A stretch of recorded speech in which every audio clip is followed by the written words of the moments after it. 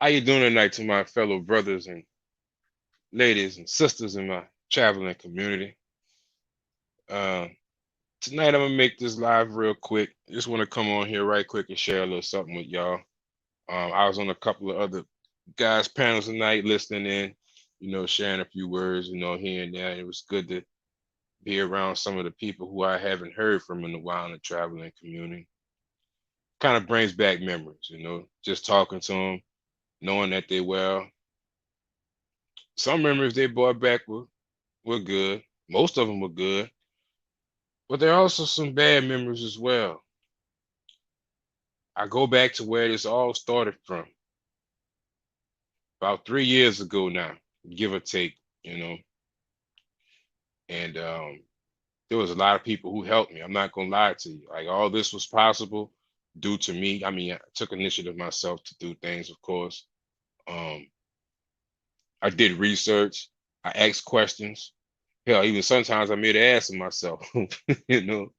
But I say that to say this: all those things entail something called a learning curve. You know, it's like the old analogy: you got to go through something to get somewhere. You have to go through something to learn something new. All right. Um, Knowledge is usually acquired by making mistakes because you learn from your mistakes. You don't learn from the shit that you already know. That makes sense to you. So I'm gonna share a little something with y'all tonight. And the real reason why I'm doing this is because there are a lot of people who that I know outside of the travel community, outside of YouTube or whatnot. And these people have ventured outside of the country. They've ventured outside of their comfort zone, so to speak. And it didn't end well for them. To be honest with you, some people go out the country and they do absolutely no research. They may go listen to one of their favorite YouTubers, or they might get a some information from their cousin that stay in Arizona somewhere. Like, yeah, man, I went down past the border, went down to Medico. Medico, what the fuck you saying? Yeah, Medico. Like, oh, okay. I went down there and it was lit, you know. But that was his experience, and he's too embarrassed to tell you the whole fucking story. So that's just like person to say it ain't a lie. They only tell you part of the truth. So they tell you part of their story, and you going down there thinking it's all fucking gravy. But I said to say this, I'm sharing this with y'all because hopefully, I mean, a lot of y'all are travelers, but somebody might stumble across this channel and they may have ventured out of the country and they ran into a bad experience. And that one bad experience deters them from ever deciding to leave the country again. But my point in all this is to tell you that it's something called a learning curve that we all gonna go through at some shape, form, or fashion, whether it be in life, whether it be in a new relationship, whether it be you stepping off that plane for the first time in some foreign land and you have no idea what the fuck or how the fuck shit operates in this country. But you're brave, you know. You're hoping, you're looking at, man, where I'm coming from, it was fucked up there. So I gotta go try something different and new somewhere else because it's gotta be better over there. Where I'm coming from, going over here where I done seen, it's gotta be better. Or I'm just gonna go back where I came from and just fucking suffer. You know what I'm saying? So I'm gonna go back and be honest with you. When I first went to Brazil, I had some fucking learning. I had a learning curve I had to go through, to be honest with you. You know, I had some problems I went through. Uh, I got lost. You know, what else happened? I got overcharged for some shit. You know what I'm saying? Damn, they got ran over one time, because I'm the only idiot. I'm in another fucking country and I'm used to, having like stop walk lights and shit. Everybody else knows better. Yeah, I'm just diddly bopping, walking on off in the fucking streets, just living life. Here comes a fucking bus. You know what I'm saying? Like you heard it, you ever hit a fucking term you got thrown under the bus? Well, that shit can really fucking happen in another country if you don't keep your head up. You will get ran under, clean the fuck over by a bus. I'm telling you, it's different. People don't drive like you think people drive bad in the United States. You get up outside this motherfucker, you heard me? the reality check gonna come real quick, you know. But dealing with the learning curve, to be honest with you, it's an adventure. All right, you stepping outside the country, the language is different, the people are different. God damn, the women look better, they look different. Even the men look at you differently, you know, because the men know that you are not in Kansas anymore. You out of place, you know. And all this shit is going through your mind because you may be trying to like blend in with the people or whatnot, but don't worry about that. All right. The first time you go somewhere, you're not gonna blend in. I'm gonna tell you that right now. As much as you may think you do blend in, as much as you may try and dress like them, there's something about you that says fucking gringo. I don't care if you dress exactly like those people, if you try to walk like those people, it's something about you just gonna be different. All right. Because the way you move, people are very responsive and they pay attention to things. All right. And they'll see that, you know, the way you go into certain places, you know, you're gonna walk with a sense of you're gonna lack confidence because you don't fucking know. You know what I'm saying? It's your first time there. So I'm saying to say this: if you're going to another place for the first time and it doesn't work out 100% the way you want it to, it's okay. All of us go through that. Everybody. I don't care who you talk to. The guy who's been to Thailand 30 times or whatever, he's just a fucking super pro right now. You know, I know he knows the places where to go at. He talks a little bit of the language, you know, things of that nature or whatnot. And when you look at this person, it may intimidate you a little bit, like, damn, you know, this guy knows a whole lot about this particular place, and I don't know shit. If I go there, I might just be asked the fuck out. I don't know how to do this. I don't know the third, you know. And then you go there, and you're trying to base your experiences off this other person's, and it may not go as planned. I'm just gonna be honest with you. It may not go as planned. You might end up fucked up in the whole shit. It's a bad situation for you, you know. But I'm just want to say this to people: don't let that discourage you. I went to Brazil for the first time, and I'm just be honest with you. I ended up on the complete wrong side of town. I mean, I knew the name of the street, but I had the 100 blocks mixed up. You know, I'm used to having straight how streets are set up in the United States or whatnot. I ended up way up on the other side of town. I shit you not, you know. And my Portuguese was mais ou menos so or whatnot. So I got out the car thinking I'm in the right spot. So I'm like, yeah, I'm good. So I get out the vehicle or whatnot, and I walk up to this building. The addresses match, but it's like a south and a north. So people are like, we don't know who the fuck you are. So now I'm in a situation to where it's okay. I'm out of my car. The Uber done left me. I got all my shit with me. I'm in the wrong place. I don't know what to do. I'm shook. You know what I'm saying? I'm shook, you know? But that's when you got to go through and use critical thinking. And what I did was I hurried up and I found the person's number. And what I did was I got them, I called the place of the Airbnb and I had them forward me the location on the map. So what I did was I took that location, put it in the Uber app, called the Uber, they came and got me. All right. This is just an example of some of the things you may go through when you coming into another country for as a learning curve. All right. That's just one example. All right. Um,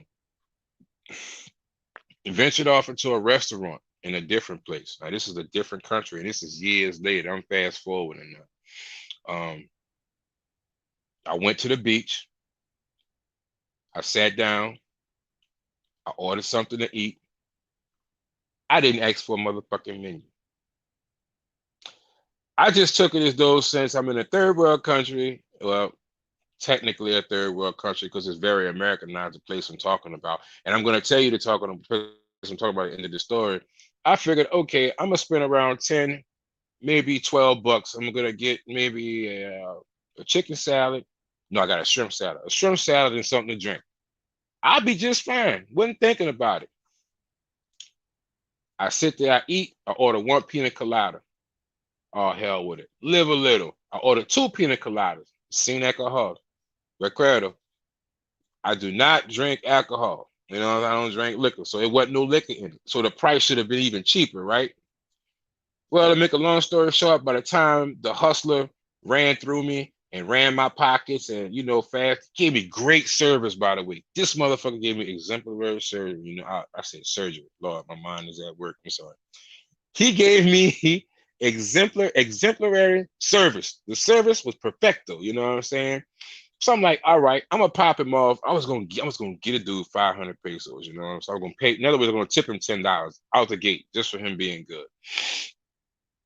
This motherfucker charged me $40. When I got home, I realized basically I had paid just about $40 with tip for a shrimp salad, some motherfucking croutons, and two pina coladas. Learning curve. Now that could have broke me. You know, that could have been like, man, fuck this place. I'm not coming back here no more. Now the place that I was at when this happened, this was at Boca Chica Beach. Clearly, it was at Boca Chica Beach. I am not going to disclose the name of the restaurant, you know, but just know if you go to Boca Chica Beach, ask for a menu. If they say they don't have a menu, you tell them have a nice day. Even if they try and bring you the menu after they say, oh, we found one, you still proceed to walk because you know why? They tried to fuck you out the gate, you know what I'm saying? Which is blatant disrespect. You do not deserve my money or my time. Fuck you. The horse you came in on, he outside in the front, get back on that bitch and go home. You're not getting the money from it. No. End of that. End of. You kill that right out the gate. You know what I'm saying?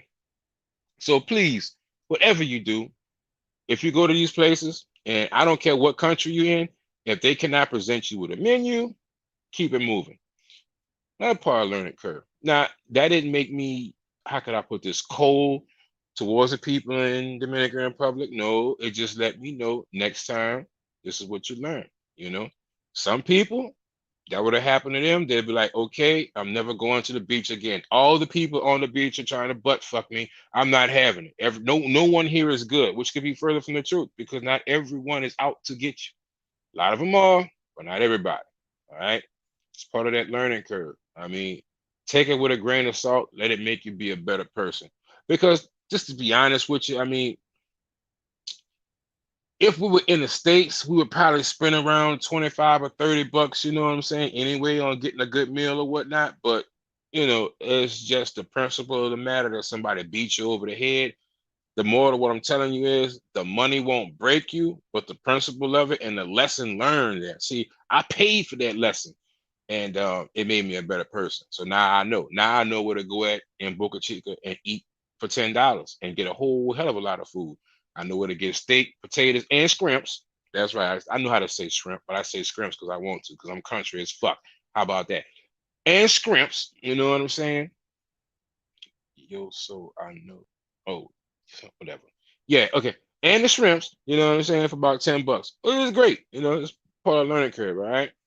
Um, while I was in Brazil, I got hit over the head for the entertainment. Why? I didn't want to go to the place where all the locals were hanging at, so to speak. You know, I take that back. I didn't want to go to the place where all the foreigners were hanging out there. So I wanted to go to the place where all the locals go at. You know, but at the same time, I'm not a local. I don't speak the language. Well, long story short, I paid around $20 too much, and after the fact, I realized what I did wrong. I was what happened? Did my okay? So let me decline this call. Not now. Thank you. At another time. I'm busy. Call me back. All right. Thank you. All right. Anyway, I was supposed to go to the place next to it. I was actually supposed to have a guy bring me there that was in the cab. He was supposed to bring me there. Usually, when you go to new places for entertainment or whatnot, it would behoove you to have an actual local that stays in the area that knows the people there to introduce you to the people that work at these establishments. All right.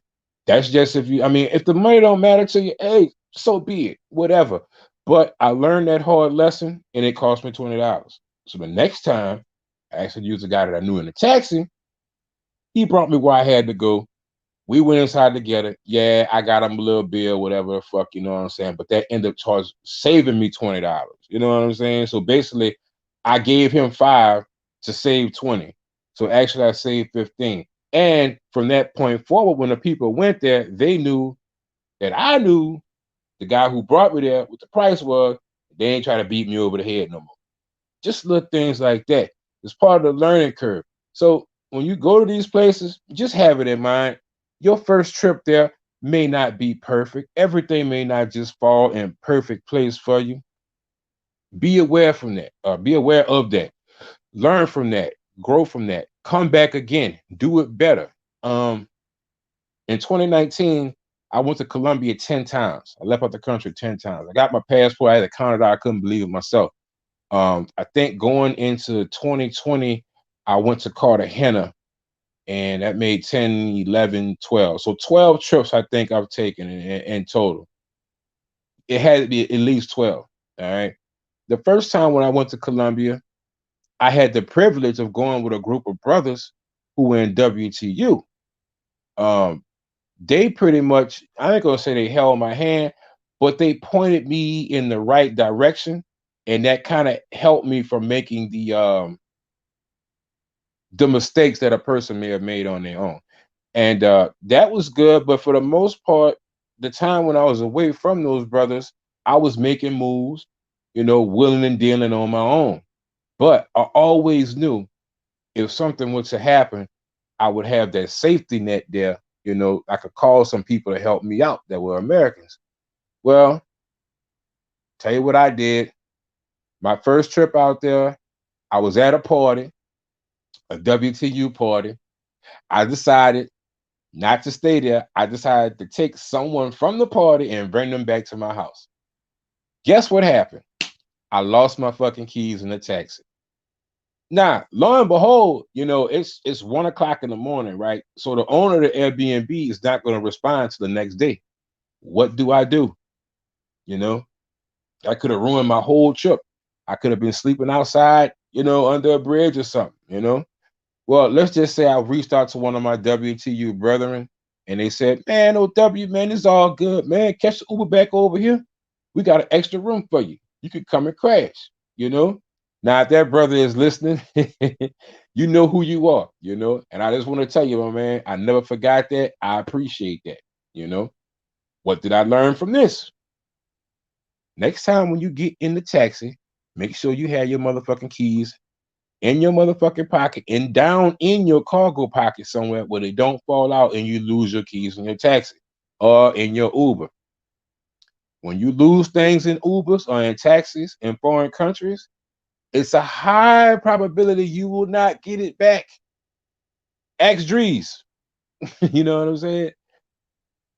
Ask Double R. They will tell you it's a high probability. I called and called and called and no response, because there's a couple of things you got to think about.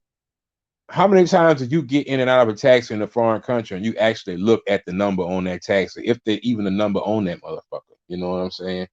And if you fortunate enough to have an Uber,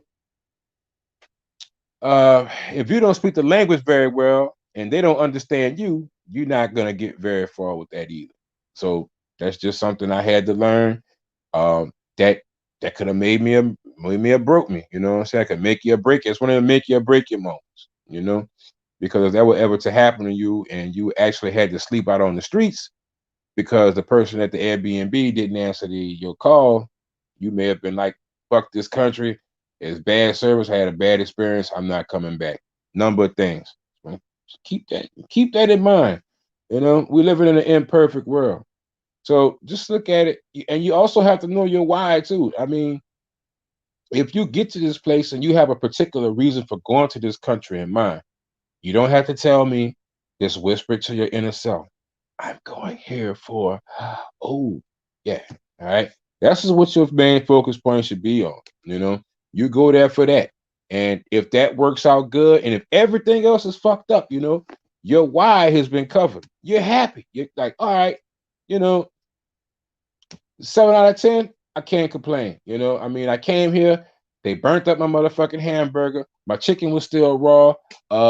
The fish was great, but I came here to go climb that mountain and I made it to the top of the mountain. You know what I'm saying? Then it's pretty good. You gotta, come back again, try it again, you know. But this segment of this particular vlog is for those people who maybe you went out the country already, it didn't work out as planned, kind of left a bad taste in your mouth. You could do one or two things, try it again with a friend, get more information, or try another country, but just don't give up. Um, if it's something here and you're not getting it here, and it may be easier for you to go or more accessible or more in abundance in another place, I believe you should go back and try again. That's just my opinion, you know. Don't be that one trick pony. Don't strike out and don't go back up to the plate again. Trust me, your older self will be mad at you and he will say, fuck you, you quitter. That's what he will say. All right. So don't be that person. Trust me, we've all been down that road before. I say you are not alone, you know. And a lot of people out here, especially these professional travelers, quote unquote, they would have had a lot of fucked up shit happen to them. Motherfucker probably got pickpocketed, probably overpaid a bit, uh, brought some of their bad habits from the United States over to this other country, had too much to drink, had too much to snort up their fucking nose, had too much to smoke, passed out, woke up, and everything was gone. You know, instead of giving somebody 2,000 pesos, they was fucked up. They gave them 8,000 pesos. The story goes on and on and on. And they all went through something at one point in time. I have. You know, I even got some more fucked up stories of shit that happened to me that I refuse to admit on YouTube because you niggas will not roast the fuck up out of me. You know what I'm saying? That shit goes to the grave with OW. But I learned from it. I'll tell you like that. It won't happen again. I learned from it. I made it back home in one piece. I came back. I got to work and I got the fuck up back up out this motherfucker. So the moral of the story is the learning curve can make you or break you. It breaks you if you don't learn from your mistakes and try again. You know, it makes you a better person, if you take that mistake and look at it as a win or as a gain, as in knowledge. Okay. Yeah, I lost a few dollars. Yeah, I lost some time, but this knowledge I have is priceless. And why it's like perfect example why you sitting here listening to me now. The mistakes that I made, usually I'll come on YouTube and I'll tell you how to avoid those mistakes, you know? So just look at it that way. All right. It's always a gain. Even when you lose, sometimes you gain something. And you have to keep that in perspective. Now, I'm going to go into this comment section. I'm going to shout y'all fellas out. Then after that, I'm going to get into Bogota. And I got somewhere else to be tonight. I have another live to do. So I'm going to make this quick as possible. All right. All right. Let me see who's in here. Oh, fellas, I appreciate y'all. I just looked down. Okay, they got 25 of y'all, 24 of y'all in here, man. I appreciate y'all stopping by, hollering at Oda. This was just off top of here. I didn't even much plan this. I just thought about it tonight. I'm like, man, you know what? There's a lot of people out here who might be on the brink of just giving the fuck up. Look, man, you need to talk to these people. Let them know, hey, look, it's okay to make a mistake or two. You're gonna make a mistake. It's called a learning curve. But see, once you bend that fucking curve and you hit that straightaway, you catch stride. Oh man, you's a bad motherfucker there, boy. You can't be stopped. You like MJ in his prime. You like AI with the crossover. Shaking niggas out their socks. Man, you have a feeling like you're just invincible. Like once you go to these other places and you start to learn, don't talk about if you learn the language. Oh, forget about it. You're a man amongst men. And it's like it's all good. And once you start building a good network of people, and once you have a good network around you, a lot of those mistakes that you would have normally made, those people looking out for you, they're not gonna let you make those mistakes no more. They're gonna, hey, look, oh duh, like fall back a little. You see that street over there? You might want to skip past that one, go 2 blocks down and make it right, and you all good. Look, trust me. Hey, you want me to bring you? Hell yeah. So when you go to these countries as well, I know it's hard for you to trust people, especially going to a different place.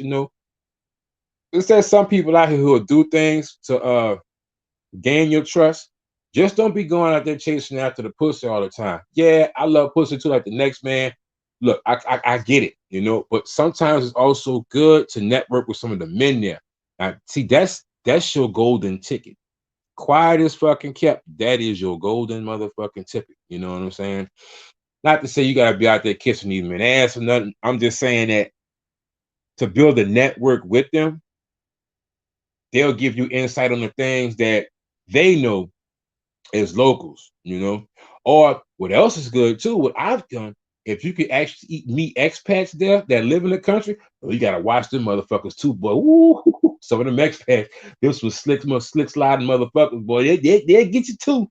They'll get you too. You know what I'm saying? Believe that. Because they know you're a gringo. See, they done been exactly where you coming from, you know. So they know where your mindset is at. You know, they'll get your ass too. And some of them will get you even quicker. So just don't think because a motherfucker had got a blue passport and he being extra motherfucking friendly. That bitch will get your ass too. So you gotta watch out for that. But proceed with caution. Meet some people that actually live there. You know, feel them out. It's easy to feel a person out. If you came from a halfway decent family, you should be a pretty good judge of character. All right. So do that, acquire knowledge from those people, and it'll make it easier on you. Now, once you meet a good person, let me tell you something. Just don't holler at that motherfucker at one time. See, when you bring your black ass or your red ass or your Caucasian, whatever color your ass is, back to this country, make sure you keep a line of communication between you and that person. All right? Because people remember that shit. I'd be like, yeah, man, this motherfucker came down here. I helped him out. I stopped this bitch from getting robbed 2, 3 times. That motherfucker came and called me and say, how you doing? You breathing? You know, you got a motherfucking tenderoni running around there, bit people dropping like flies, dying from this fucking damn disease, and you can't even say hello. Shit like that goes a long ways. It shows that you appreciate people. It shows that you respect the time that they invested in you to keep your motherfucking ass out of jail and getting ripped the fuck off. See, that's part of the learning curve. Don't be a selfish motherfucker. But anyway, I'm about to go back to this chat right quick. Jay Copper, what's happening, Playboy? I see you in the building, man. Coastal 32, I'm glad you stopped through. Coastal 32, I'm glad you stopped through. I don't be trying to rhyme and just come out that way. Casper King, peace, OW. My boy Casper, man. Casper, you've been around for a while, my brother. It's always good to have you in the building. Real brother. What it do? That's a real brother. You picked a real name because a real good name because you are a real brother. You are, my man. Roll Tide. Ain't no gonna Tide gonna be rolling this year, man. I don't know, bro. I don't even know if they playing ball, bro. But Roll Tide, bro. Glad to see you in here, man. Glad to see you. J Cop, real brother, was good. Casper King. Big ups to the chat. Casper King says, as usual, that brother comes through showing support. I appreciate you. Vinny Hustle, my man. V Hustle in the motherfucking building. That brother right there be doing this travel thing too. I heard that you was in the suit. I don't know how true that is, but hey, hope you're doing your thing out there, man. Safe travels to you. Hopefully we can meet up again. All right. Get hit by a joker. Casper King says, get hit by a joker on a moped real quick to wake your ass up real quick. Man, that's real talk, man. That motherfucking moped ain't no joke, bro. You thinking this is 2 wheels, and, you know, it's going to give you a little bump, you know what I'm saying? Nah. That fucking moped will put your motherfucking ass in the hospital. That's right. The difference in hours sent from theirs. Yeah, man. I mean, look, that too. You know, a lot of brothers, man, we go out there, we got our cologne going on, man. We got our fucking I don't know what y'all wear. I mean, what type of soap y'all use or whatever, man. But it's different, you know, it's different, and they pick up on that, you know. So I say to say this, you know, you could try and blend in, but just do your thing because they know. What's up, OW? 504 in the chat, Fitness and Travel. That's a good brother right there. Fitness and Travel has a channel. Y'all should go check that brother out. He's spot on. You know what I'm saying? With everything he do, everything he talk about. Very good brother there. That's a well-known scam if they don't have a menu. LK. Yeah, you're right, LK. Well, you know, you make me feel bad, LK. You know why I say that? Because it couldn't have been too fucking well known because my dumb ass got scammed. Yeah, I got popped upside my head. I'll admit it. You know what I'm saying? I didn't take the menu.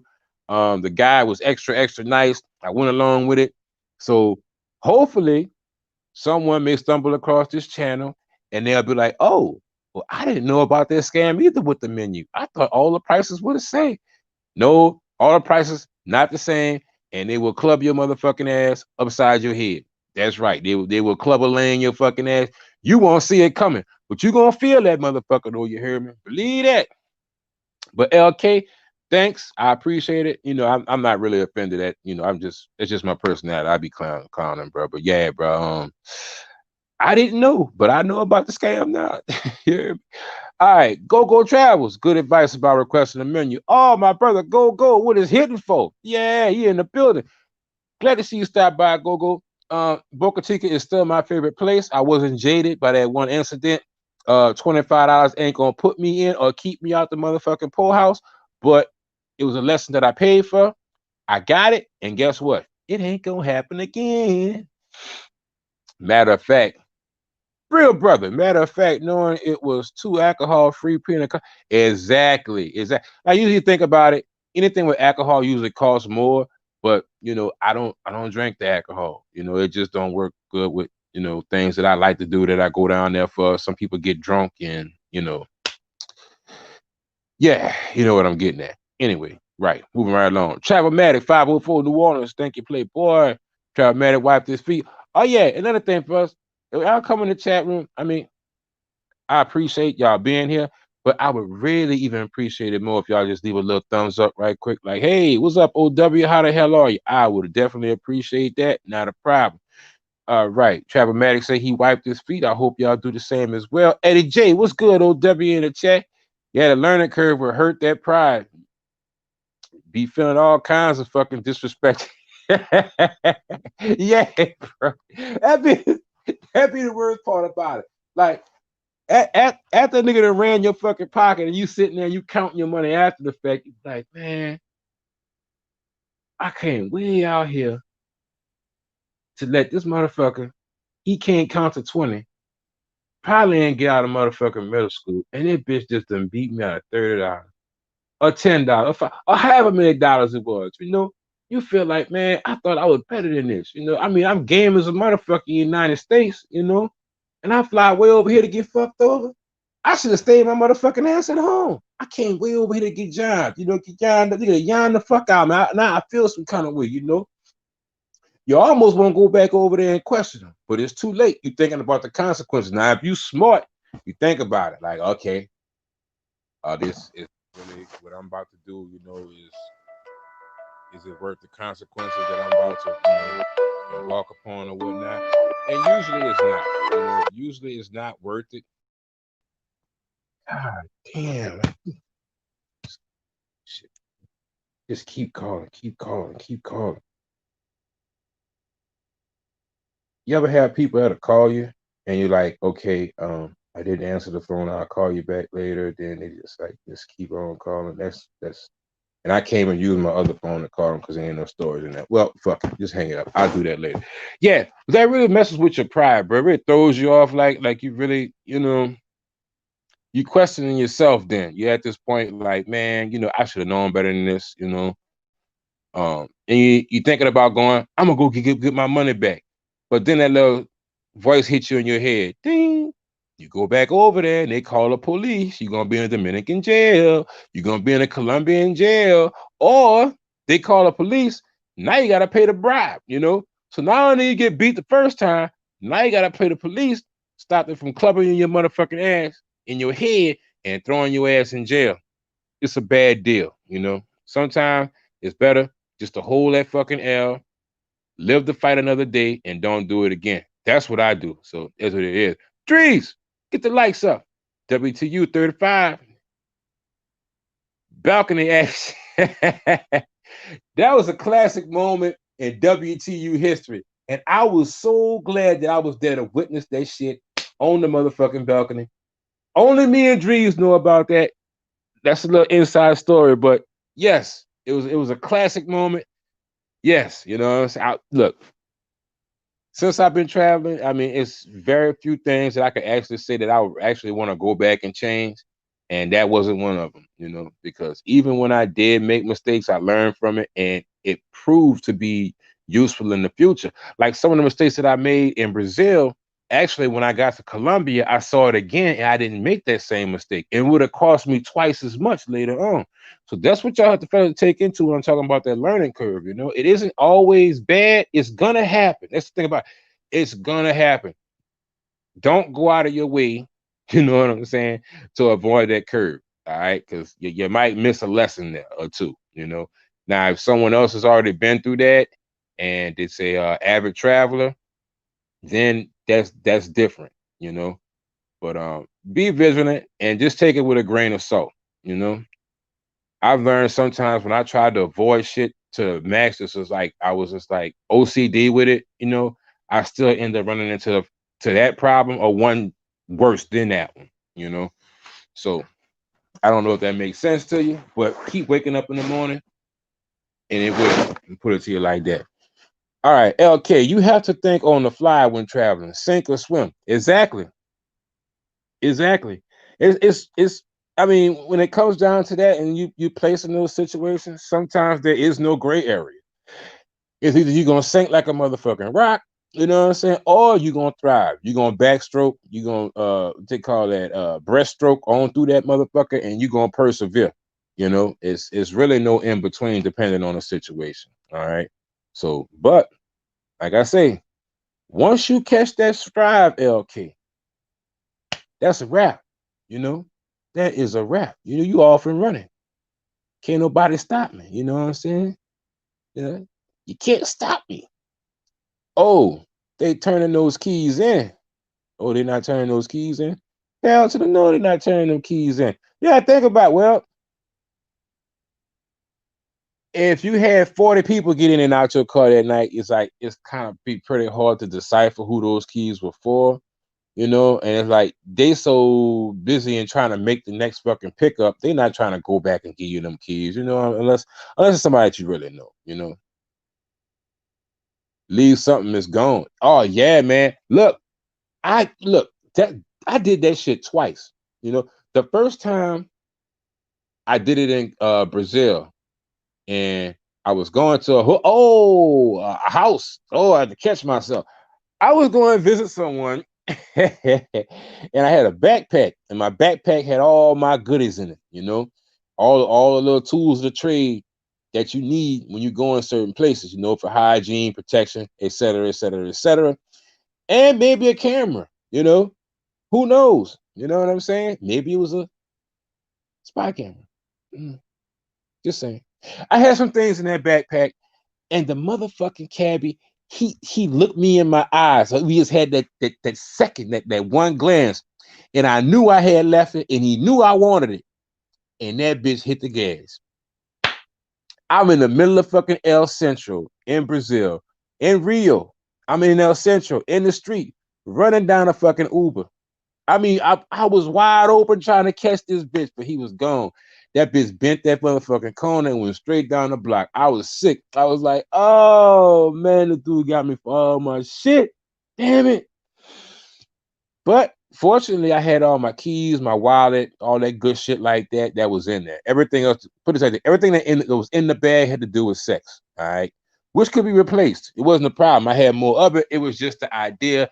That was my backpack. That's where I stashed all my goodies in. I had some live action footage in that fucking bag, and yeah, it was lost forever. So, oh well, I learned that lesson. I was trying to bring back home some memories from Brazil that would last forever. But they're permanently embedded in my mind. Uh, I will go back one day. I don't know how soon. Hopefully, Colombia open up. And I'm about to move on to Colombia in one moment. I'm going to talk about Bogota as soon as I go through this comment section. All right, back to the action. I always pat myself down when getting out of the car overseas. Keys, wallet, phone for one. Yep, cheap phone. Two, or losing your keys sounds terrifying. Eddie J, yes, it is a horrifying experience. Quite frankly, it's some traumatizing shit. You know, you lose your only motherfucking source of connection to the world. Then you have to figure out a way to get back to your house, depending on if you use an Uber or not. Then you have to get another source of phone. Then you got to get another plan. Then I don't know. A lot of phones now have a lot of impertinent information in there. You know what I'm saying? You lose all your contacts. It's just a fucked up feeling. Now, if that shit happened and you were like, okay, 30 miles from your house, all right, fuck it. I'll just get home, get on my computer, order another phone, blah, blah, blah, upload my old.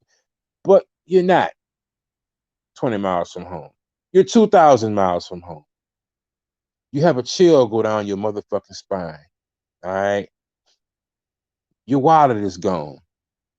You might have had your ATM card in there. You might have been that simple motherfucker to have your debit card in there that you use to withdraw money. Who knows? Somebody may have not told you to just keep a credit card with you. That way you could cancel the transactions and leave your debit card at home. Somebody may have access to a large sum of your money right now. Who knows? I don't know. But I can tell you this, that is a terrifying moment in your life when you realize that you're actually fucking stranded. You may or may not know how to get back where you came from. That shit'll break you. That's that learning curve moment that will break you right then and there, you know. So yeah, it's a hell of an experience. But I will say this: I've been through all that. I've lost keys. You know what I'm saying? Uh, haven't lost a wallet. Haven't lost a phone.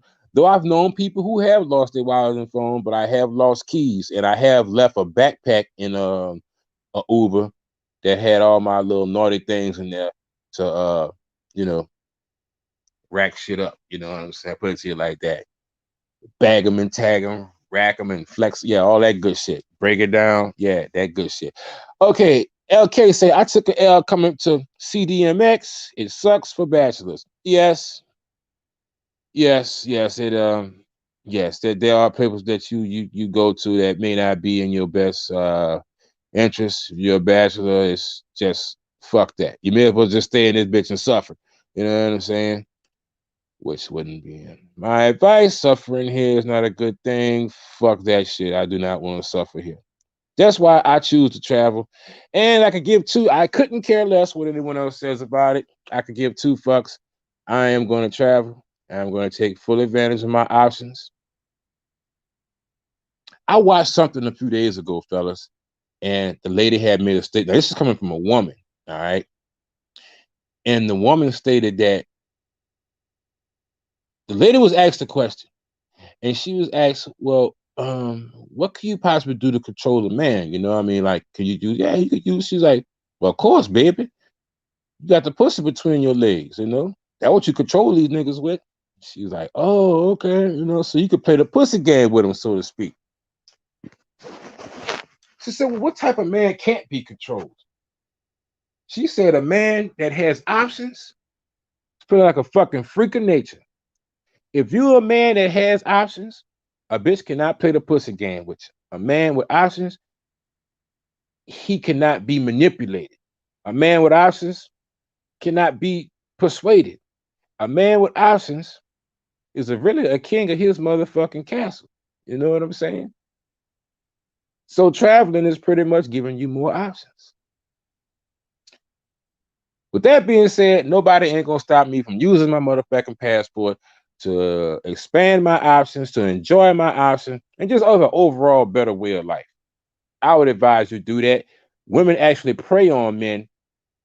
I said to say this: women actually prey on men who don't have options.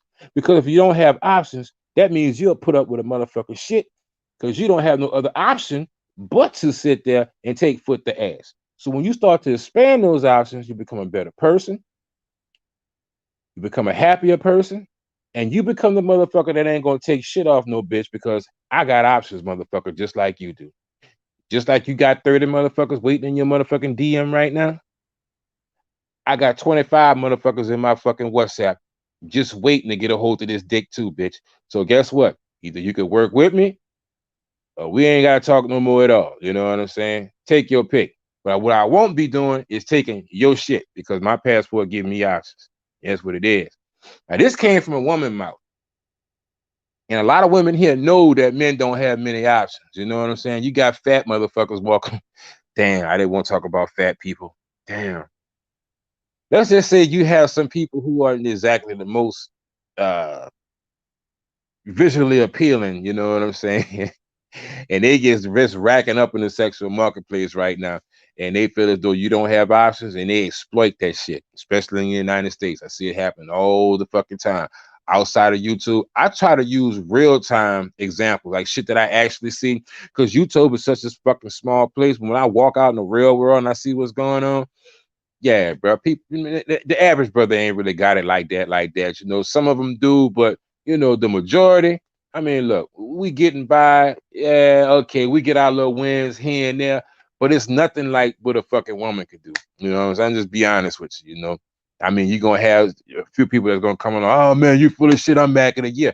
Well, you're the exception, and you just proved the rule, motherfucker. Because everybody ain't like you. So I mean, hey, it is what it is. You know, I'm gonna accept that I have these options. I just got to move around a little bit. You know, everything isn't just in front of you sometimes. Sometimes you got to move around. You got to expand those options. And if you are a man with options, you become a fucking force of nature. I'm telling you that. Because ain't a bitch and a man ain't going to be able to control you if you had those options. I know a lot of niggas taking shit right now. You be seeing shit. I had a meal the other day. The dude, his old lady went and got pregnant while she was with him, and he said he gonna take care of the baby. That's my baby. I love her. I forgive her. Now let me get this right. You out here flipping two jobs, busting your ass. She go over there and busting open Tatiana, get a pussy to this dude. Long we gonna call it the side brother. She gonna go get a pussy to Long Stroke Silver over here. Get pregnant. Fuck him raw. You find out about it and you stay there. Just think about this for a second. Oh, and she in his house. So she was actually fucking him either on the sofa or in the bed in the kitchen, maybe both. But she stayed with him. You know why that poor bastard did that? He felt as though he didn't have no other source of pussy, so he stayed there and suffered. Had he came and talked to old W for about 25, 35 minutes, oh, that bitch would have been up out that motherfucking house in the quickness. Oh, yeah. She'd have been out the house and he'd have been on his way to the post office to get his motherfucking passport. But that's just me. Casper, absolutely. And I don't speak the language. It's all bad. Okay, shit. I got my phone snatched in Brazil by a young cat. My dude was moving too fast in those flip flops to get hold of me. Casper, let me get this right. A dusty foot and some motherfucking flip flops ran by and snatched your motherfucking iPhone, cousin. My dude was moving too fast in those flip flops. Damn, that's cold, dog. That's cold. But I'm sorry to hear that happen to you, Casper, bro. But that's a learning curve, though. What did you learn from that, Casper? The next time you went to Brazil, what you did? When you took your phone out, you probably had both hands on that motherfucker, or you made a phone call before you got to the streets, or you made a phone call when you was inside a building when nobody could just run by and snatch your shit up. Real talk. Sidebar. The first time I went to Brazil, I was walking down the street. I was in Lagoa. I was going to the corner because the man had some grilled pork chops. You hear me? Them bitches was good. He sell them in the morning, like every morning, like clockwork. He had the grilled pork chops with the onions out there. You hear me? With some motherfucking yeah, like some type of bread or some shit they had out there. The shit was in Lagoa. Anyway, they had this white woman. And you know they got the little sitting areas in front of the restaurant. This is pre-COVID. Take this. Remember that shit? This is way back in the gap. This is like 2018. 2018, I went to fucking Brazil. So the white girl came out there, bro. She set her motherfucking little notepad down, like the little computers they had back then. You know what I'm saying? Like the little, it ain't like a laptop, but it's like they call it a note, like a notepad, iPhone, iPad, no note, a little pad or whatever. It was in a case. Man, make a long story short, this dude was scoping her out on the corner. They had been watching. I was watching her play. One dude walked up and caught her attention. The other guy snatched her fucking shit. You know what I'm saying? The bitch ain't even see her shit get snatched because the first guy in the front had her attention. The guy proceeded to go into the purse and the little where all the pad was at, took what he wanted out there, motherfucker. And how I knew it was real, they had a truck driving by. After they stripped the fucking purse down with everything in it, they threw the fucking purse in the back of a moving truck and they took off down the block. They met on the corner and split up their winnings. Well, I shouldn't say winnings, I should say gafflings. Whatever they ride from a fucking head, they met on the corner and they split it. That was my first time actually seeing Brazilian crime take place. And the white woman, when she turned around, she was in like fucking like she must see what had happened. She's looking around. Oh, my purse is gone with my computer. Everything's gone. Oh my, what am I gonna do? I'm like, oh man, that's fucked up. You hear me? They're like, what happened? I said, your purse, well, your satchel or whatever the fuck that was with your computer and all that shit in there. It's riding down the street on that motherfucking Studebaker right there. You hear me? I don't know if you could catch that truck if you that fast, but that's where your shit is at. I just pointed to that's where your shit over there. She looked up at it. She's like, oh fuck it, you know what I'm saying? You could tell a bitch had money, you know. I mean, like whatever she had in there, she probably could have had it replaced. It was under the insurance, but it's just the idea. I'm talking about what Casper King went through. Motherfucker will get your ass up out there. They'll get you, and you're gonna learn. Now, I say you're gonna. It's a learning curve, but you also gonna pay too. You know, you gonna pay a cost for that experience. But I'm more than sure it never happened to Casper again. To whereas he had his phone out to where someone could run by or gallop by or just snatch your shit and take off running. Because the average cook does not want confrontation. All right, I'm just gonna put it out there. If a motherfucker looking to get somebody, they're looking for the least amount of resistance as possible. So they're trying to catch you slipping. They don't want to come up to you to whereas okay, you could get a shot off on their fucking ass, or it's gonna be a fight, or they could risk bodily harm or whatnot to a point to where you could retaliate. They trying to get in and get out and not feel no pain. You know what I'm saying? You know what I'm saying? Yo no quiero dolor. You know what I'm saying? No dolor para mí. They don't want no pain. Oh no. So keep your head on the swivel, and if they see where they can get you, they gonna get you. But if you know better, you'll do better. So next time around, it is what it is. It ain't take place. Castle, absolutely. And if you don't speak the language, it's all bad. Yeah, bro. You didn't. Yeah, yeah, yeah, yeah. Greg G, true that. J Word. OW is a young man spitting old man game. Hey, J Word, I appreciate that, J Word. I try to do what I do for the brother man when I can, give you a little advice to save you a whole lot of pain and anguish and getting your pockets ran. You know what I'm saying? Your pocket ran. Lord, that's a hurting feeling there, boy. Pocket ran. What up, OW504? What are you do and don't for Colombia and Brazil? Afro Nation 54. That's a whole nother show, but I'm gonna get back at you and give you an answer to that for sure.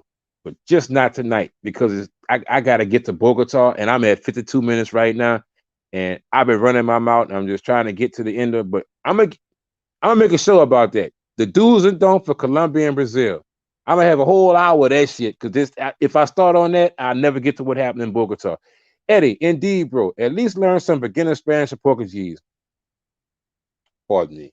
I was ahead of the curve because the chick I was engaged to was a cop and spoke English and Portuguese. She filled me in on all. Casper King, you're a lucky man, my brother. Eduardo Andrade, Eduardo Andrade. I guess you boys say ACAB. I don't know what the fuck that means, but hey, I'm glad you're here, Eduardo. Anytime you want to come back, we're glad to have you here. And yeah, whatever ACAB means, if you want to tell me, or if you don't, it's fine. But I'm glad to have you here. All right, Eddie J, very true. I try to get as much info as I can from the Uber and taxi drivers. They're a gold mine of knowledge. Yes, sir, they are. Yes, sir. And don't be fucking stingy. See, that'd be the problem with a lot of you cats. Yeah, I ain't gonna say a lot of y'all, because I know most of y'all motherfuckers ain't. Well, let me call y'all motherfuckers. Y'all brothers are not stingy, for the most part, the ones that I do know up in here. You know, to pay a person for their time isn't necessarily tricking, you know, especially in that case. To pay a brother for their time in that case is actually saving you money in the long run. Like the $5 tip that you give to the Uber driver or the taxi driver, the plethora of information that you gain from that is probably gonna save you $100 in the span by the time you're there. But you so just gun ho on trying to cut every corner and squeeze juice from the fucking turnip that you don't realize that, by you being stingy with this person, you're going to lose in the long run.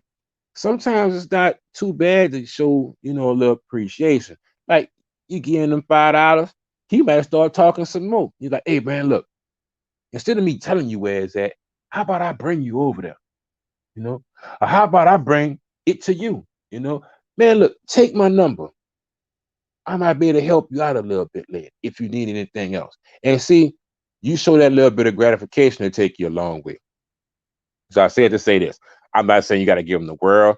I'm not saying you got to try and break the bank, or go above and beyond. But showing a little bit of appreciation usually takes you a long way, especially for people that's actually trying to work for their living and they ain't trying to rob you like that no good motherfucker that took Casper phone and hit that 4,340 speed down the block in motherfucking flip flops. You know what I'm saying? There you go. I prefer to give him a tip than to get beat by that Negro there. Just saying. Big facts, Casper. Yeah, that's right. Big facts, cuz appreciate that. Dap, cool. What's up, bro? Man, I can't call it Dap, bro. I'm just trying to speed through these comments right quick. And yeah. All right. Gabriel Silva, Alfonso. Hi, I'm in Bogota. Brother, brother. Gabriel, are you still in the chat? Gabriel, are you still in the chat right now? If you are, this is what I want you to do.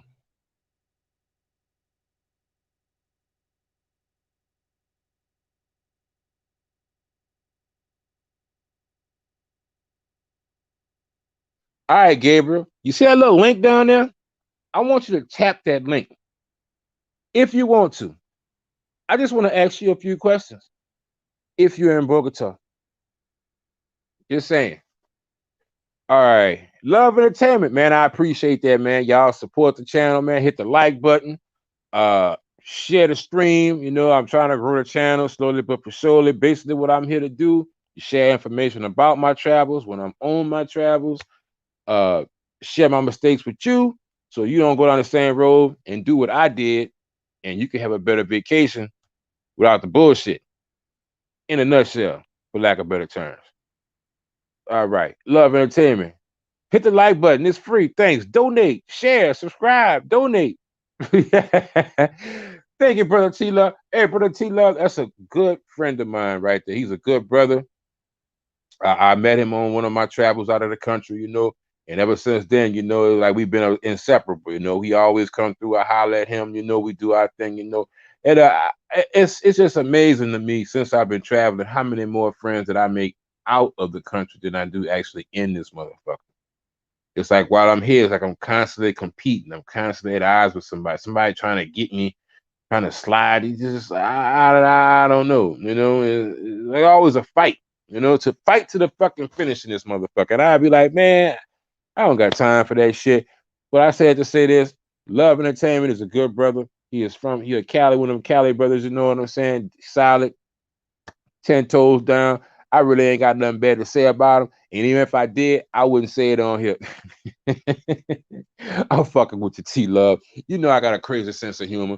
J Mo, what's happening with you, bro? Mac Mo in the motherfucking building. What's happening with your Mac Mo, Playboy? Good to see you strolling on through here, man. Thumbs up back at you. Glad to have your hair. Glad to have your hair. Castle for King, feel free to hit the likes, fellas. You see that? Feel free to hit the likes. That's right. You know what I'm saying? That's right. That's right. Appreciate you, Castle for King.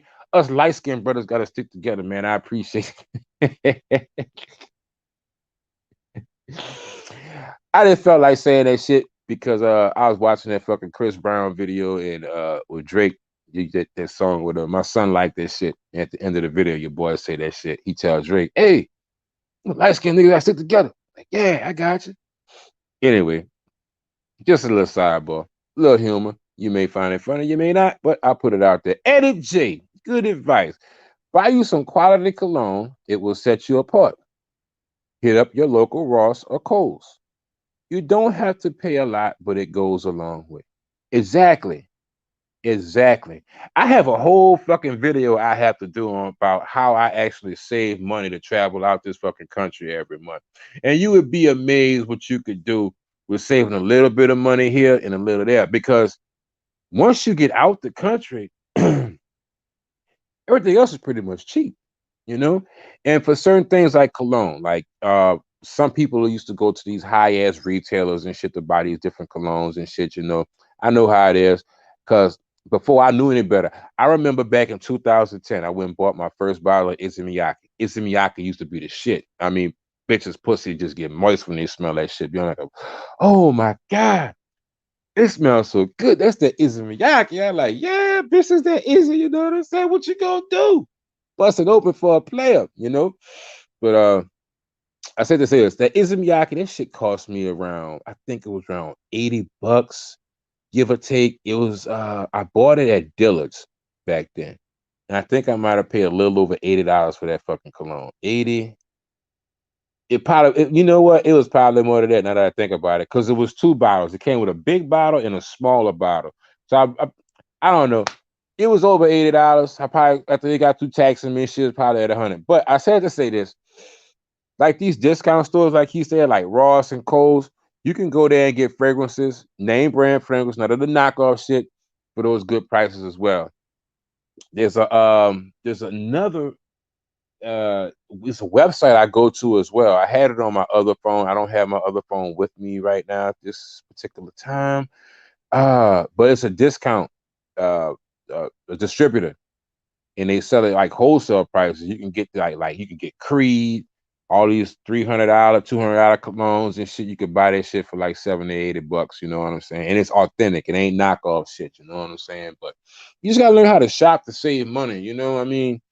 And it depends on what you want to do. I mean, if you have money, if you're a person that was just blessed with infinite funds, you know, it doesn't matter. Go where the fuck you want to go, buy what you want to buy. More power to you. But if you're like the majority of the people who have to actually work and save money to get things done, there's ways to do it, and you don't have to go out and commit a crime, jeopardize your freedom or your asshole, or spend time in someone's prison to get a charge to be considered as a thug. Right. All right, fellas, can you wipe your feet, baby? Please wipe your feet. That what T History say. My guy, close to 32, bronze cap. Always wear cargo pants or shorts. Secure the pot. Exactly, bronze cap. Look, since that took place, bro, I went and invested in the shorts that actually have zippers in them. You know what I'm saying? Because what I'll do now is I actually have those pants underneath my shorts, and without anything that I really need to make it back home with, those zipper pants will be underneath my shorts. And I put them underneath the motherfucking shorts and I zip them up. Never lost nothing again. Ain't even worried about it. And cargo pants are the best. I mean, I thought they were corny at first, but when I was traveling and I saw they had zippers on them and buttons, I'm like, yeah, that's what I'm talking about. You hear me? I ain't never lost shit since. My boy had some sweatpants in Rio and lost his phone. Who the fuck wears sweatpants in Rio? Sweatpants? I can't think of a time it's cold in Rio. I went in the off season and it was raining in Rio and it was still fucking hot. This nigga had on sweatpants. Poor bastard. Bronze cap. Friends don't let friends walk around in sweatpants. They had on some jersey sweatpants in Rio. You know what I'm saying? Oh man, I know I did the roasting the fuck out of that. He had Gringo come get me written all over him. All right, to keep my phone tight in hand and watch them jokers at the same time. That's right. That's what you learn. They got that snatcher shit down. Man, look, when they had the Olympics there was actually a camera that was out in Rio, and there was a particular intersection, and these guys from up in the mountains, from in the favelas, they were coming down there, and they were looking for old fat white men that they knew they couldn't run. That bitch got two steps and he out of air. And they was just sitting there picking motherfuckers off left and right, left and right, left and right. It was just one intersection. And it was crazy because they caught the shit on camera. Not did they catch the guys? Maybe, maybe not. But they had an intersection and the particular type of person, they all fit the same stereotype. I say, oh, stereotype. Phenotype. Fat, slow moving, plenty of money. Let me get him. That's what's up. Brian, how you doing, my brother? I almost grabbed his ass, but the crowd was tight and thick. Yeah, Casper. At least you tried, Casper. You know, at least you ain't go out without a fight, bro. You know, you just ain't roll over. You like, man, y'all just ain't gonna take my shit and just, yeah. Jamil Edwards added my light. Respect to you, OW, everyone in the chat. Appreciate you, Jamil Edwards. Glad you stopped by. Casper King, what's the deal? Casper King, Jamil, what's good, my bro? OW, I posted the link. Homeboy never came in here. BMX learner, starting to love this channel. I appreciate you, BMX. You know, I appreciate everybody that stopped by, and I appreciate your comment, man. That mean a lot. You know, I try to offer good information when I can. Um, it's sad to say this, but my mistakes are your gains. It is what it is. All right. OW purse snatcher story always cracks me up. It's crazy to have a front row seat to some crazy stuff like that. Jamil, bro, bro, it was amazing, bro, because these motherfuckers, bro, I'm telling you, bro, they were strategic with their jacking. Like they was out there and they planned it. Like they knew who to fuck with, they knew who not to fuck with. They had a rally point set up, you know what I'm saying? They split their shit and they went on their separate ways. They didn't even walk off together. Like once they split their shit up, okay, you go this way, I'm gonna go that way. And obviously they went, duck their shit back off and come, look for some other unsuspecting gringo to go upside his motherfucking head too. You know what I'm saying?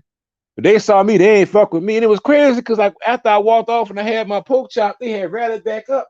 And they were just standing there still talking about the shit. Like, dang, it's like another day at the fucking office. We done got us an unsuspecting white girl. We gonna pluck her. But after you pluck her, you take her purse and throw her in the back of a fucking truck going down the street. That's it. Didn't throw it in the garbage can, threw it in the back of a truck. Like just remove the evidence from the scene of the crime altogether. Them some crafty motherfuckers, you know what I'm saying? And the bitch was barefooted. The bitch was out there robbing with no shoes on. The motherfucker had on a tank top with some fucking what you call it, with some Gilligan Isle shorts on, the tank top out there robbing. Getting it. You hear me? Hey, look, no fucks given. Barefooted. Made it happen. Damn.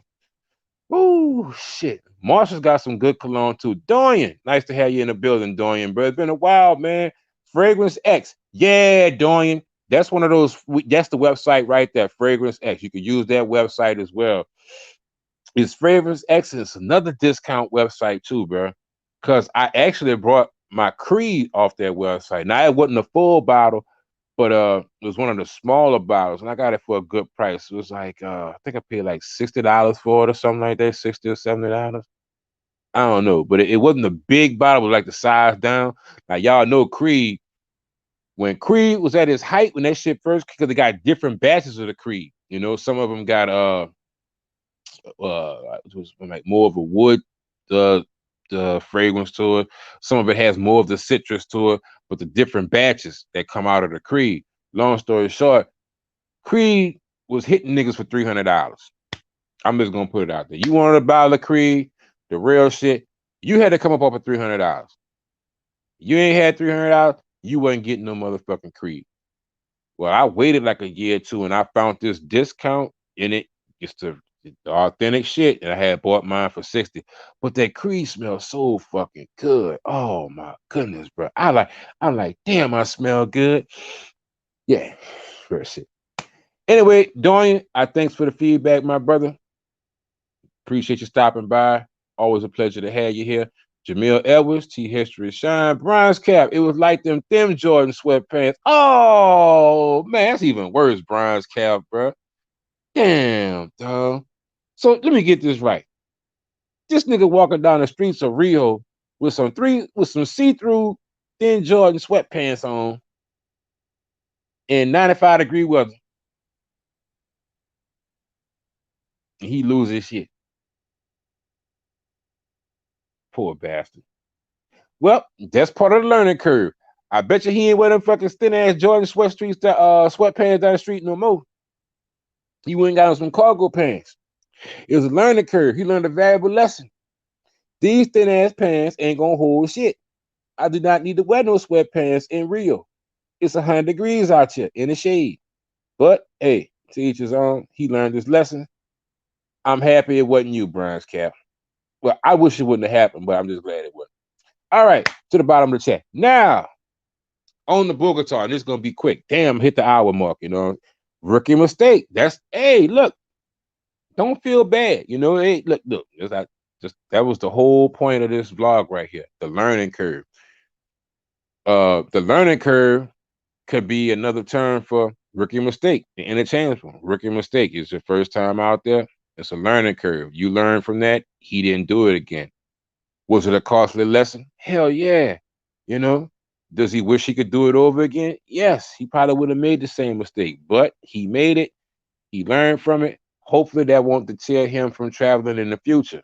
You know, just it's all about perspective. He could look at it as if, okay, this could have happened in the United States too, but me losing this out of the country, yeah, you really rolling the dice. Then that's where it gets really iffy, because shit, when you lose shit out there, it's just not simple as going to the local store and just grabbing another one. You know what I'm saying? It's maybe a little bit different in other countries, but I'm just saying, maybe not. All right, on the Bogota. Well, as of now in Bogota, if you don't know, there's a lot of civil unrest going on right now. The streets of Colombia are on fucking fire. They are having their own revolt, so to speak, in their country. All right. And just when you thought that the situation we had with police in the United States was just isolated to the United States, uh, racism isolated to the United States, you have headlines with Colombia on fire and burning that let you realize it's just not isolated to the United States. There are other places that are having problems similar to ours. They're having issues that may be worse than ours. But if you're not watching international news every day, you will never know. And our media gives us what they want us to know in some cases, not what we need to know. So it is what it is. All right. Right now in Bogota, they had a brother who was recently killed by police officers. To my knowledge, he was an unarmed man. Sound familiar? Unarmed man, wrestled down to the ground, excessive force, choked to death, when during a simple arrest. Well, this happened in Bogota, folks. Um, in the capital. It happened in the fucking capital. The man was unarmed. They took him down. He was repeatedly tased. The man died. Okay. And of course, everybody's a fucking reporter now because they have phones. So this was actually recorded. It was broadcasted, and people were up in arms. They started the fucking riot. Okay. Um, I was privy to actually seeing some of the footage, and I have it in some of the groups that I'm in. I just don't think I want to put that on my channel. You know what I'm saying? Just as of yet, I was thinking about I was really gonna do it, but then I actually watched it. Like I watched it again after the fact when the man was getting hit with the fucking taser and all this shit. I'm like, you know what? I don't know if I want to, do that. Just take my word for it. He's dead. Um, there are actually people who are taken to the street and they're taking their frustrations out on the police. Similar to here, the only difference is in here and there, the police in Colombia are a little bit less lenient. Like them motherfuckers out there will open fire on you, they will shoot you, they will beat you, and they will send you to meet your motherfucking maker. All right. So the last thing that I had actually seen myself, there were there was a group of protesters or whatnot, and they cornered this police officer. Now they said, "OW, how you do as a police officer?" I said, "Well, the police officers in Bogota and Colombia, most of them ride around on motos, all right, and these motos are a lime greenish type color. Well, some kind of way, one police officer got isolated from the rest of his group or whatnot because they're getting attacked from all different areas. I mean, if you have time, go pull it up on your Twitter feed. Go pull it up on your YouTube feed. If you're in WhatsApp groups and travel WhatsApp groups, you probably already know about this shit. They're out there and they're fucking at war. All right. Let's take a couple of things into consideration. One, people are already poor. They've been locked into their fucking homes for months on end. All right. So a lot of them are hungry. A lot of them they're just going through a hard time right now. And for them to have police out there, it just adds to the depression. I mean, like we finally getting out a little bit, and you take us in the streets and you kill us. Unarmed person was just killed. That's a hard way to go. I mean, like, think about it. You've been electrocuted to fucking death. Some people may have heart condition. They got going on with it. They can't take all that voltage just going to his body. And the man didn't have no gun. He was down.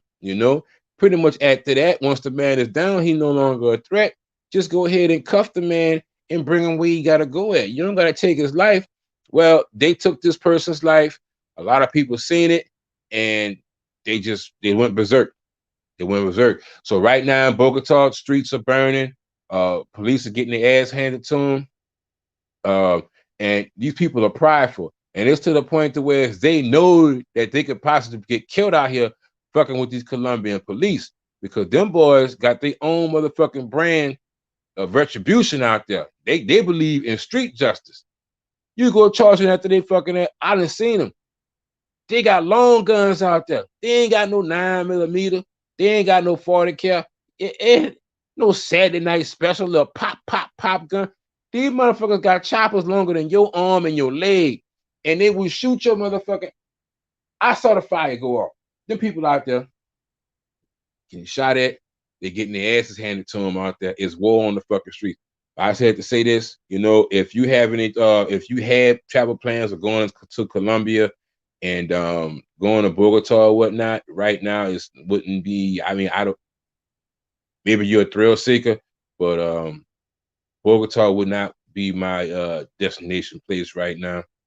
There's a lot going on with the police or whatnot. A stray bullet don't have a name on it, bro. I mean, they out there rioting. You just in your Uber trying to get to your hotel room and get you a prime piece of pussy.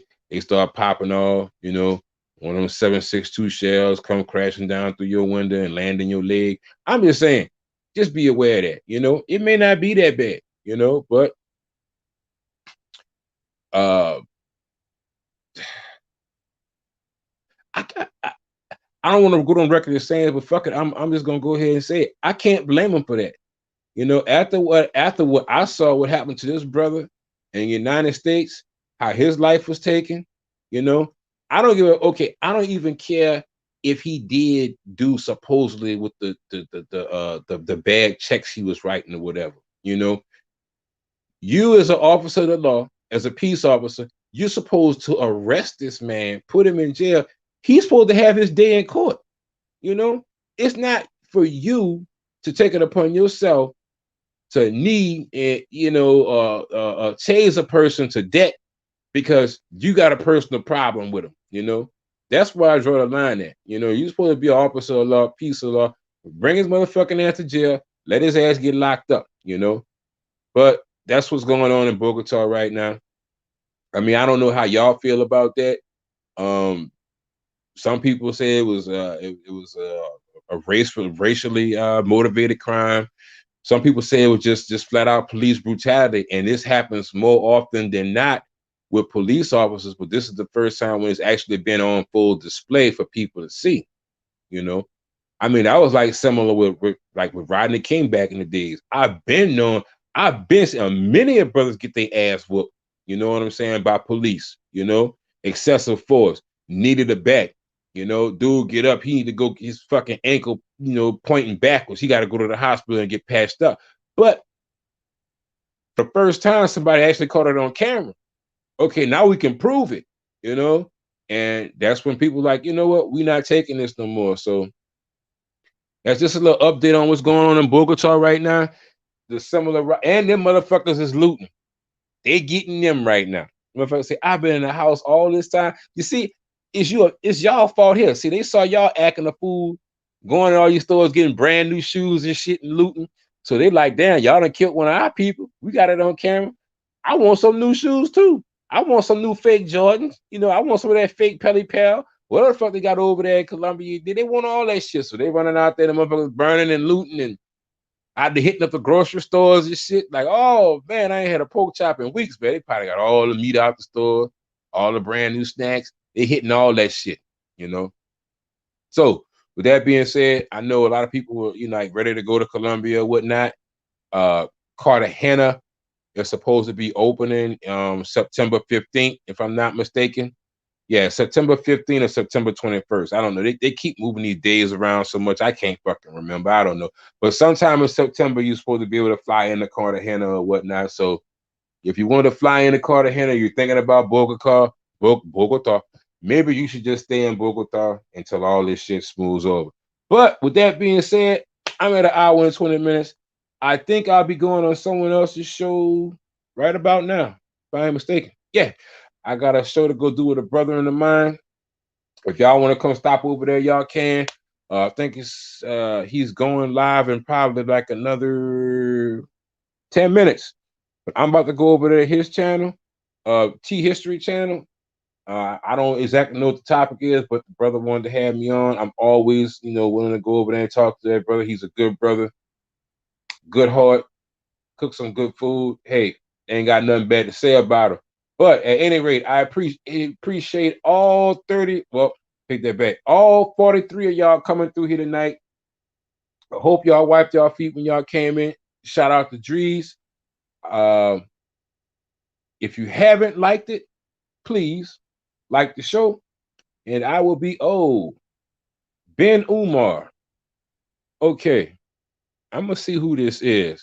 I think this is the brother from Bogota. I think I'm gonna let him on and see what he have to say. What up, Hello, OW? Ben. I ain't never been to Bogota, nigga. Let me turn the Hello, light Ben. on. Yo, can you hear me? Ben. Yo, can you hear me? OW. Hello? Ben. Yo, can you hear me? I can't hear you. Hold on, I'm gonna sign out and sign back in. Give me a second. Hold on, wait. I can hear you. I can hear you. I can hear you. It's all right. It's all right. Go ahead. Go ahead. Nah, I ain't from Bogota, nigga. I need you to school me on Colombia before I ever make that trip, nigga. Oh, okay. I'm sorry. There was a guy who was on here earlier, and he said that he was in oh, I lost my frame of thought. He said he was in Bogota, and I was like, oh, because that was part of the topic of the story tonight. What was going on in Bogota? Because a fella, I had got information that they were having riots out there. A guy was killed due to police brutality. More than likely, it was racially motivated or whatnot. So when he said Probably. I sent the chat out, and I was like, bro, come on, let me know what's going on. He from the group. I put your I threw your shit in the back chat, the back chat, so everybody could, support or whatever, but I didn't get a chance to get the whole breakdown of what you was doing because I was a little busy. That's why I hopped on to see what was going on in Colombia, to see what you was talking about. Well, damn, hold on, give me a second. I mean, if you don't want to go through the whole rundown again, you ain't got to, bro. My question: Are you in a group with me, right? Yeah. Okay. What's the name of the? Is it We in Real Talk? Big Boss. Yeah, Oh, real talk. got it. I just looked down there. That's perfect. Yeah, bro, I can give you a complete breakdown, bro. We could chop it up, brother. Matter of fact, he already told me. It's just been I wasn't able to get in touch with you, my brother, but it's all good, man. I'll probably be going back to Colombia. Well, not probably. I will be going back to Colombia this. Do you have any intentions on going to Colombia this year? I have full intentions, but this is my plan right now. I'm gonna tell you what it is. It's already set. Boss's birthday isn't on Halloween. You know that. So Right. everybody's coming. I'm in DR right now, but next month in October, I'm gonna come back for Boss's birthday, and then in January, I hope you come, nigga. Forget any other trips. We going to Brazil for a couple days. Boss trying to stay like 2 weeks. I'll probably only stay like 7 days, maybe 10 days, Okay. and then after that, Colombia. But I want to give Colombia a little bit of a second because we in the back chat, so we know what's going on. Colombia is kind of iffy. Homeboy, I forgot homeboy's name. I think his name is Nick. He been stuck down there for a minute, bro. I'm not trying to get stuck, especially in a country I never. That shit ain't funny, but yeah, he stuck down there, bro. He in a yeah, he in a tight situation, bro. And it's one thing to be down there and you want to be down there, but if you're down there and you have to get back home, you have obligation to the job. That's a fucked up situation. I don't want to know nothing about. Let me be honest with you, brother. Exactly, bro. What Exactly. part of DR are you in? I'm in Cabarete right now. Cabarete? Okay, okay. Um, I've been staying in Boca Chica lately. I know. I've been following your movements, bro. Okay. Cause I could tell how you move, right? I could tell how you move. You ain't with the sewer shit. I understand that. I understand that. Me neither. Me neither. No, I'm gonna keep it real. You Me right, neither. bro. I've been to sewer, bro. I've been to DR over 10 times. I've been to sewer twice. Okay. but I'm always in and around Sasua. You feel me? Like I'm either Oh, like I'll be in Port Plata most of the time. This is the first time I ever came to Cabarete, and I love it, bro. The okay. restaurants is tight. Oh yeah, and let me tell you. Well, I know you probably already seen it in the back chat, but for everybody else that's looking to come down here, I got this spot that I can show y'all if you want to see it. It's a 1 bedroom apartment. It got a kitchen, full kitchen. It got a bathroom, hot water, and 2 beds in the bedroom. 10 days for $222. You can't, What? my nigga, you can't beat that with a motherfucking stick. Right in Cabarete. I'm 10 minutes from Sosua, but I'm far enough away from Sosua. I'm not in the same town that I don't have to deal with none of the bullshit. Any bitch that I want to see through my WhatsApp can come see me, but I don't have to be near the day-to-day fuckery, which I don't like to be. Like, Damn, bro. I'm glad you shared that with us, brother. If fellas in the chat, if y'all want to see, better yet, man, go ahead and give the fellas a tour, man. They may want to see, what it look like in there, brother, if you don't mind. nah, it's not a problem. Give me 1 second. All right, so y'all looking at me. I look crazy, I know. You see, this is the living room. I got the balcony, table, whatever, kitchen, bathroom, Chica shit up there, you already know. Now the Chicas is in the room, nigga, so you're gonna get a little bit of a show. You ain't gonna get too much of one because they got covered up. Damn, play that one. Uno, dos. I don't know if y'all can see that.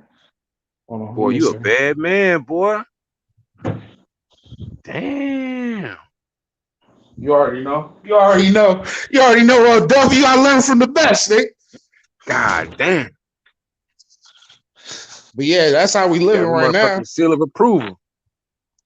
Only $222, bro. That's what I tell niggas. This is where it need to be, bro. You close enough the way you get a taxi, go down there and do whatever you got to do, but you far enough away that the price is right. Bro, I'm Right. paying less than $20 a night.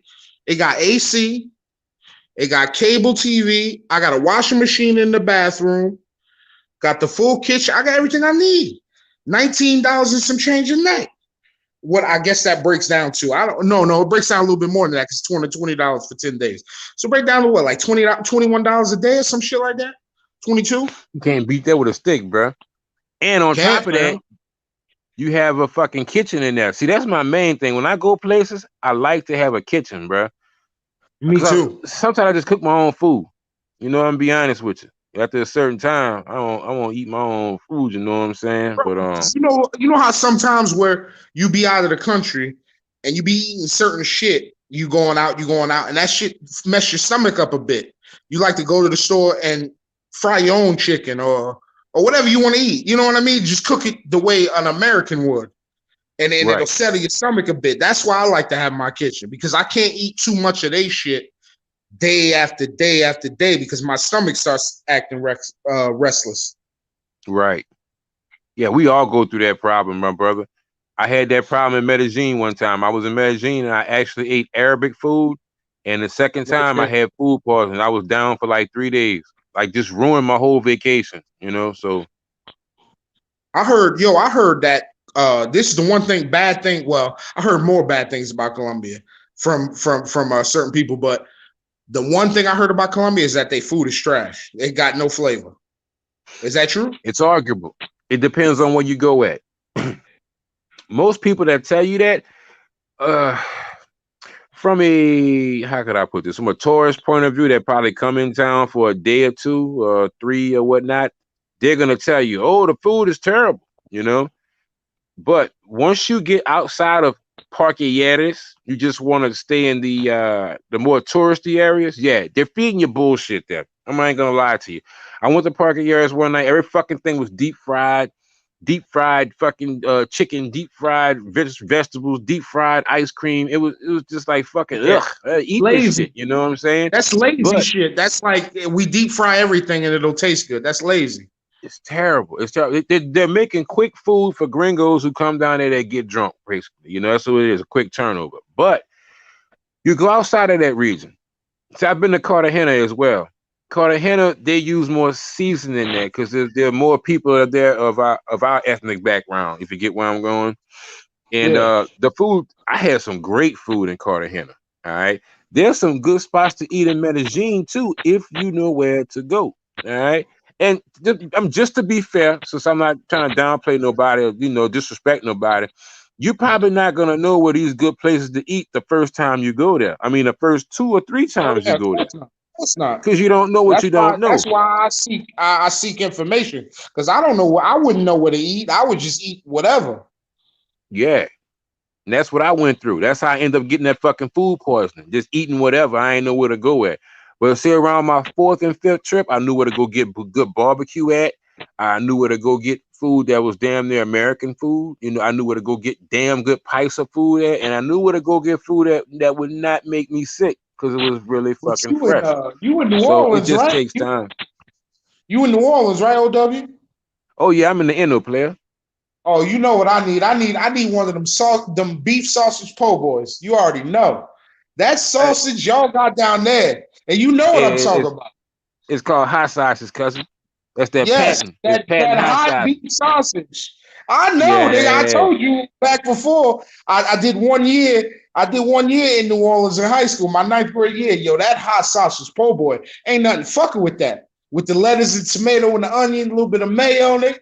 Don't fuck with me. I know. I Ooh, know. boy, you I making me know. hungry. You heard? I want me a motherfucking poor boy now. You did? I wish, bro. That's I crazy, wish. bro. Yeah, That bro. sausage, Yeah, bro. I looked online. I kid you not. I looked online for that sausage and I found it. I forgot the right. name of it, It's but I patent. found It's it. called But Patton. It's patent size. That's who make it. patent, The company is exactly. called Patent Patent. sausage. Exactly. And Yeah, it comes in a bucket like chitlins. You know how the yeah. chitlins come in a bucket? Or Exactly. butter, like Oh margarine. yeah. Yeah, exactly. Oh yeah, or I like butter. I seen it, but they don't ship it to fucking New York, bro. And if they do ship it to New York, it's for one bucket, it's gonna cost you $100, bro. It's like crazy. I'm like, God damn. And all my people that used to live in New Orleans, they moved out of there around Katrina. They all in freaking Texas and Alabama. They know nobody's in New Orleans anymore. I can't get my hands on that. So if you get your hands on 2 to 10 buckets of patent sausage, I'll pay for the shipping. Just send it my way, dog. I'll pay for everything. But We gonna give me a rap in good the back price. channel, bro. I ain't got no problem with that, cousin. Cause where I stay All at, I right. stay around the bayou, you hear me? And we got this shit out here like at every store. Like I stay on the bayou. Like we got an option. You can get links to the patties, whatever you want, but I we want the gonna chop it patties. up in the Pat, back in the back. you already know for the po' boy, we need the patties. Oh yeah, yeah, fucking right. But Man, hey, that's brother, good eating, um, bro.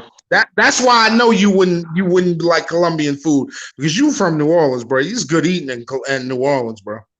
like I said, bro, there is good food in Colombia. You just gotta know where to go at, bro. That's the key thing, bro. If it My first 3 trips, I didn't know where to go at. But see, on that 4th trip and that 5th trip, shit, boy, I know where some good ass food at now, boy. I know, and it's crazy like where it's located at. It's around Avenida 33 and on a back street back there. And it's crazy because it's like next door to a hotel, you'll never know it's there. But we got a fucking barbecue pit back there. When I say these are the most fucking tender ribs oh my goodness. Homeboy came from back there and gave me them fucking ribs, fucked my head up, bro. And it Let was me for a ask you a great question. price. Let me ask you a Huh? question, OW. How do you compare what you had? Let's say the best food you had in Colombia, right, compared to what you had in your couple trips to DR. How you compare it? Because I never been to Colombia, so I wouldn't know. Uh the seafood in DR is gonna be fresher because first of all, Medellin is landlocked. All right. That's the first thing I'm gonna say about that. That's strictly for Medellin, though. Pero when you go to a Cartagena or Cali, it's not landlocked. So you're getting fresher seafood there, if that makes sense to you. You know. Yeah, no, So I get far as you. like Cartagena and Cali, it's damn close. I put it to you like that. Cause I had a lobster about 4 weeks ago in Boca Chica, and that motherfucker was good. Like I was like, damn, like they Yeah. just must have killed this motherfucker. You know what I'm saying? They took him off the stick and slapped him on the fucking grill. I tore that shit Word, up. boy. You know, Slap that nigga on the head and throw him on the grill, bro. That's how fresh that Jesus should be. Christ, that shit was so fucking good, dog. But I said to say it depends on what you're eating. If it's like more to seafood or whatnot, I would say maybe DR. All right, you know what I'm saying? Maybe, But when we're talking about chicken, if you're talking about beef, you go to Cartagena. I don't know, bro. But I know I you. don't Like know, I was bro. watching your video the other day, right? Your when you because you was talking about what made you change your life or whatever, and like when you lost your weight or whatever. Because I watched the whole joint. You was talking about you went to Brazil first. Brazil Right. got some mean ass barbecue, bro. They got mean ass barbecue in America, so I know down there that shit got to be fire. Okay. Now, if you bring Brazil into it, Brazil top dog. I'm I sorry. thought, I ate some food. Yeah, I ate some food in Brazil, bro. I'm not even gonna even try and compare that shit with Medellin or fucking DR. When you talk about Brazilian food, you know what I'm saying? Um, I went to damn it, General. I forgot the name of this place, bro. Anyway, it's a Brazilian steakhouse, and it's like all you can eat. You know what I'm saying? I forgot the name. mhm. General uh, Chow's steak. I can't remember it offhand. Bro, that shit was so fucking good, bro. And even the street vendors in Brazil, they have like, I went to this place that was actually in the fucking mountain. I shit you not. And it just amazed me because you were going up this mountain, and I went into the top of the mountain, and they actually cut a hole into the mountain. And as you walk through the mountain, the holes in the mountain, there are actually businesses in there that cook food. Well, I was privy to actually try some of this food because one of the guys who's indigenous to the area who lived there, he took me on a tour. And when I walked into this mountain, I was like, man, but that shit smell good. He's like, you want some? Went into my pockets, bro. I didn't even get this motherfucker probably like 5 hay bro. Dude give me a fucking big ass piece of fucking steak, some onions and some rice and some other shit, Great. Five Hayites. You know, What's that? What's that break down to?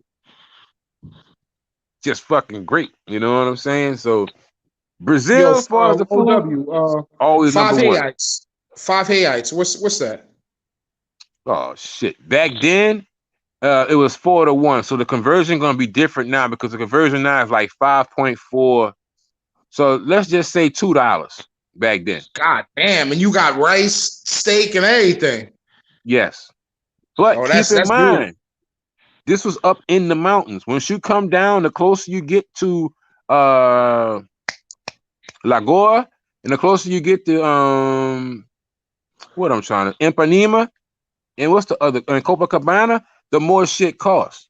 All right, because you're Yeah, getting of course. closer to those tourist areas. But once you get up into those favelas, and I was with Obi-Wan Kenobi. I don't know if you know Obi. I was with Obi-Wan, That's and I went up Drees, to right? his house. Yeah, Yeah, I and know Drees. you remember Obi, right? Well, I don't know. I don't know Drees like that, but I know who he is. No, not Drew. Let's say Obi. Oh, Obi. No, I don't know him. Okay, well, Obi, he lives in Brazil and he does tours. And he actually brought me to his house, and his mom had cooked dinner.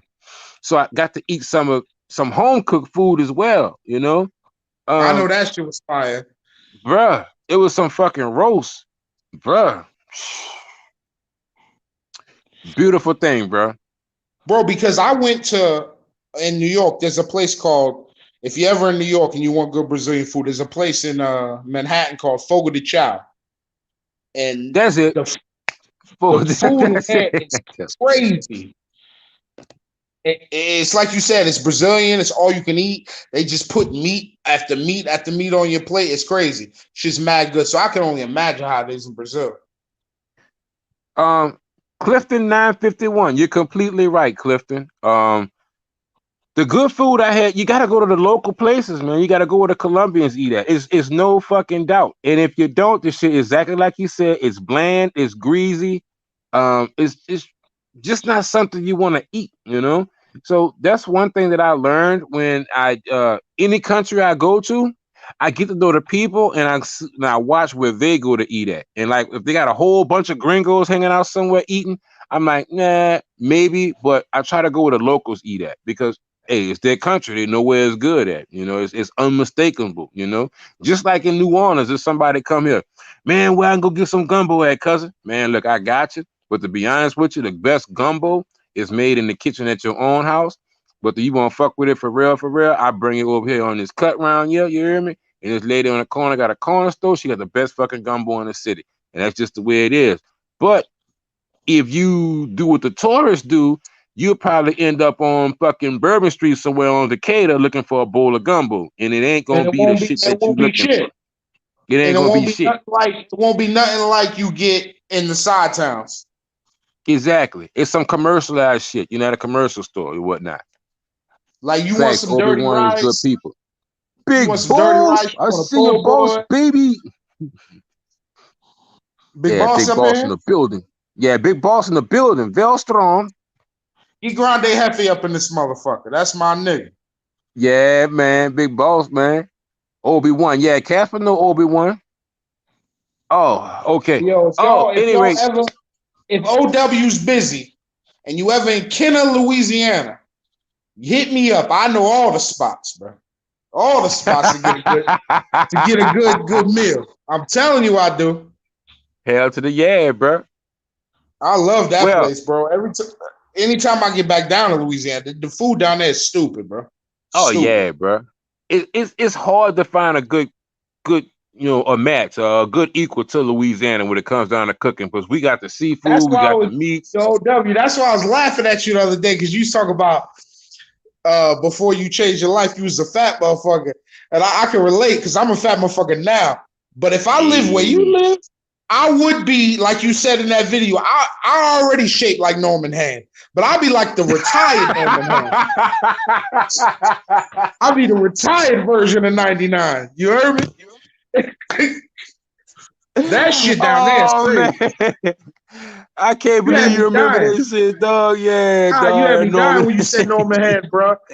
Because I remember. Because you remember when I lived down there. I'm gonna tell you who played for the Saints. It was Aaron. You remember Aaron Brooks? Yeah. You remember?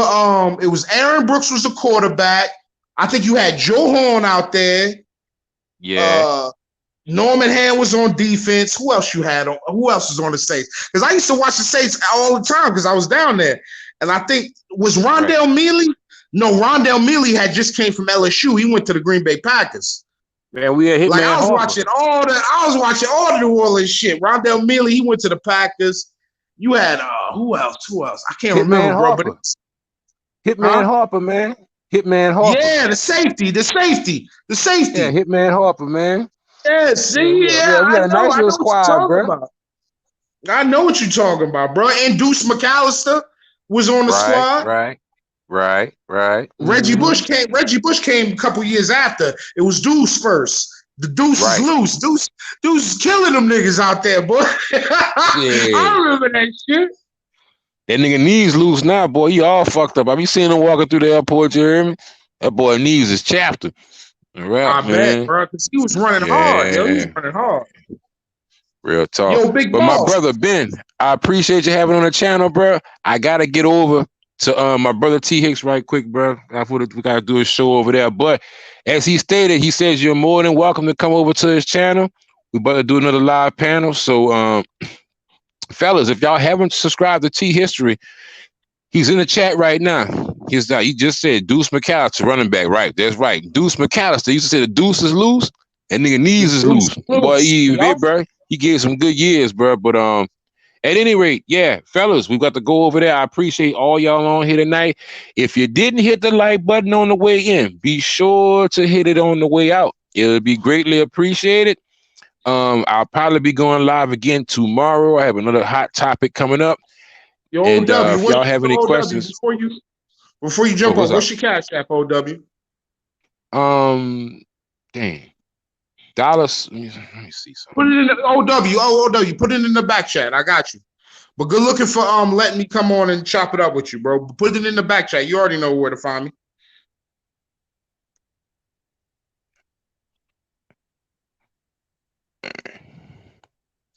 That's it right there.